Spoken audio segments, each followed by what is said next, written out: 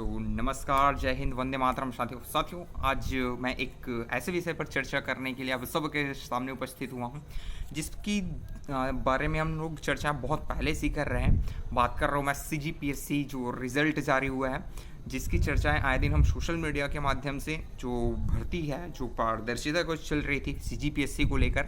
Specially उनके बारे में आज चर्चाएं करने के लिए मैं आप लोगों के सामने आया हूं। और जो हाई कोर्ट की जो न्यूज़ है उनको देखने के बाद काफ़ी दिल को खुशी मिली कि कहीं ना कहीं लगा कि जो न्याय प्रक्रिया है वो आज भी हमारे बीच बची है। क्योंकि जिस तरीके से स्कैम चल रही है आए दिन,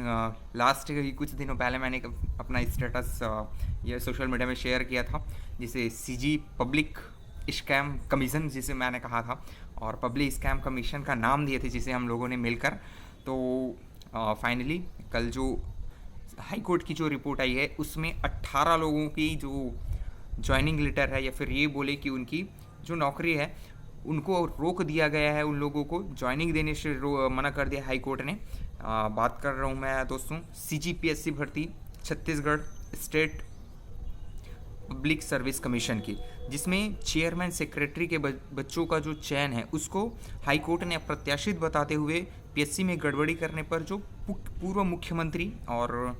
वर्तमान में जो विधायक हैं श्री कंवर जी, उनकी याचिका पर सुनवाई करते हुए कल हाई कोर्ट ने बहुत ही अच्छा फैसला और शानदार डिसीजन दिया है, जिसमें उन्होंने जो ननकीराम जो कंवर जी है उन्होंने आरोप लगाया था। स्पेशली मैं थैंकफुल उनको करना चाहूँगा क्योंकि उन्होंने बहुत अच्छे तरीके से इस मुद्दे को उठाया। इसके अलावा बात करो पूर्व कलेक्टर जो कि वर्तमान में BJP के नेता भी हैं OP चौधरी जी, इसके अलावा जो गौरी शंकर श्रीवास जी हैं, उन्होंने भी इस PSC स्कैम के जो मुद्दा है उनको बहुत अच्छे तरीके से उठाने का प्रयास किया था। नतीजन आज हाई कोर्ट ने बहुत अच्छा अपना डिसीजन दिया है। उन्होंने बताया कि चहते लोगों को रेवड़ी की तरफ नौकरियां बांटने के आरोप में जो याचिका दायर की थी मंत्री कंवर जी ने, उसके परिप्रेक्ष्य में उन्होंने अपना फैसला सुनाया और PSC के चेयरमैन के बेटे समेत उनके भतीजे और 18 ऐसे नाम हैं, 18 ऐसे कैंडिडेट्स हैं जो कहीं ना कहीं PSC जो चेयरमैन हैं उनके और उनके रिश्तेदार, इसके अलावा किसी का जो संबंध है वो कांग्रेस के बड़े नेता के रूप में है, उन सब के रिश्तेदारों को, चहेतों को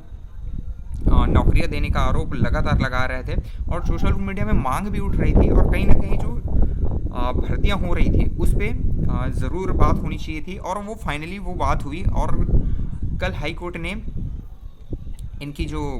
नौकरियां हैं उनको फ़िलहाल रोक दिए हैं, ज्वाइनिंग देने से मना करने के लिए कहा है। और इसमें PSC में जो 18 नियुक्तियों के विरुद्ध हाई कोर्ट ने जो सुनवाई करी है उसकी लिस्ट मैं आप लोगों के साथ साझा कर रहा हूँ, ज़रूर देखिएगा। इसके अलावा मैं पढ़ के आप लोगों को ज़रूर बता दूँ कि किन की जो नियुक्तियाँ हैं रुकी हुई है और वो किन के रिश्तेदार थे एक्चुअल में। तो नितेश जो कि डिप्टी कलेक्टर हैं, अभी वर्तमान में उनको पद मिला था डिप्टी कलेक्टर का, जो कि PSC अध्यक्ष टामन सिंह के पुत्र, और इनका जो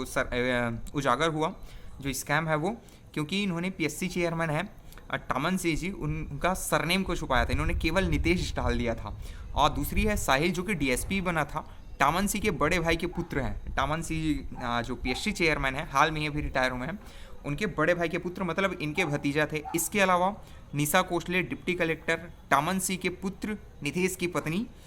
इसके अलावा दीपा उजगले आहिल जिला आबकारी अधिकारी टामन सोनवानी के भाई की बहू, इसके अलावा सुनील जोशी लेबर ऑफिसर टामन सिंह सोनवानी की बहन की पुत्री, सुमित ध्रुव डिप्टी कलेक्टर लोक सेवा आयोग के सचिव अमृता खलको का पुत्र,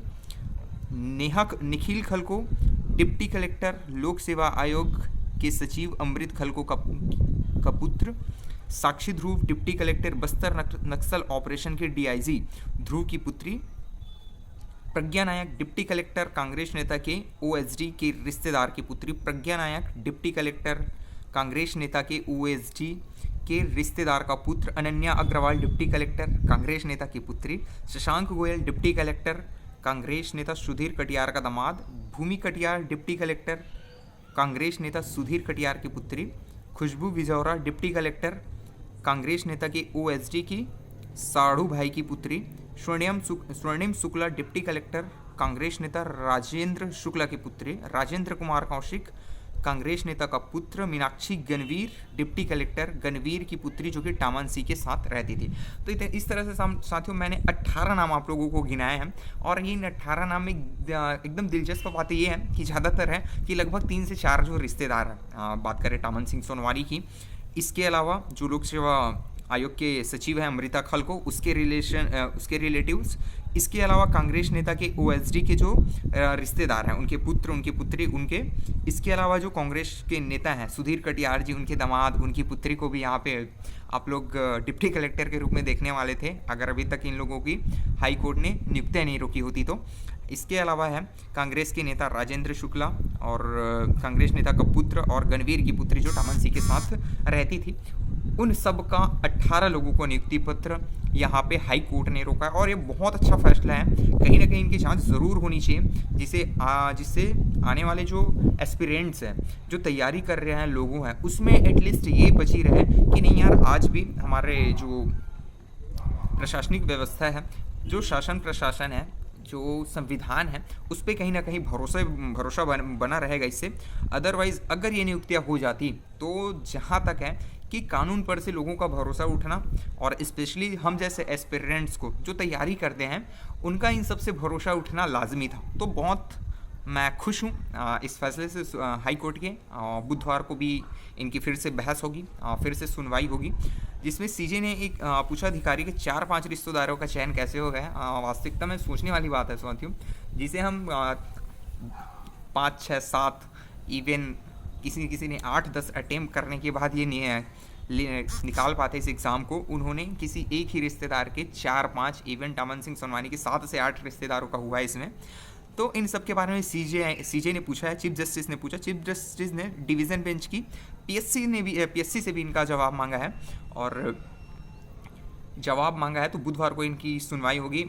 उम्मीद है कि बुधवार को इनके जवाब उन सबके सामने आएंगे। इसके अलावा शासन से भी लेना होगा जवाब। सीजे ने ये बोला है कि शासन की भी जिम्मेदारी बनती है, दायित्व बनता है कि किस तरीके जो पॉलिटिकल लीडर है वो किस तरीके से इस पूरे सिस्टम को शेड कर रहे हैं, उस पर भी शासन का जवाब यहाँ पे मांगा गया है। तो दोस्तों, रेवड़ी नहीं बांट सकते इस तरह किसी भी सरकारी नौकरी का, जो कि फ़िलहाल तक बट रही थी। तो काफ़ी शानदार सा फैसला है ये सुप्रीम कोर्ट छत्तीसगढ़ का। इसके लिए बहुत बहुत धन्यवाद देना चाहूँगा मैं छत्तीसगढ़ सुप्रीम कोर्ट को। इसके अलावा जो मिलकर जिन्होंने